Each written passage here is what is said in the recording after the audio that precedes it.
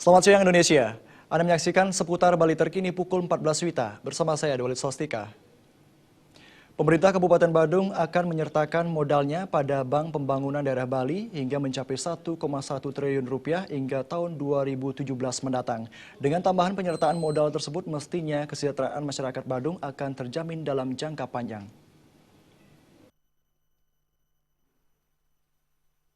Anggota Pansus Penyertaan Modal DPRD Badung Putu Alit Yandinata mengatakan setidaknya Badung akan menjadi pemegang saham pengendali di BPD Bali karena nilai penyertaan modal tertinggi yakni 1,1 triliun rupiah hingga tahun 2017 mendatang.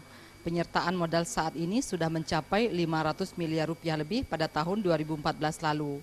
Dengan penyertaan sebesar itu, Alit Yandinata menyatakan masyarakat Badung seharusnya mencapai sejahtera. Untuk itu, dia mengharapkan ada transparansi dari pemerintah saat mendapat dividen atau keuntungan dari penyertaan modal tersebut agar segala hak masyarakat mampu terpenuhi. Kemudian kalau kita tambahkan dari dividen yang kita lihat yang sementara kita terima itu 20%. Jadi kalau maaf ya, kalau hitung bisnis lagi, jadi ya itulah hasil kajian kita. Jadi artinya kan ngena itu gitu loh. Kita mendapatkan dividen 20% ya kan.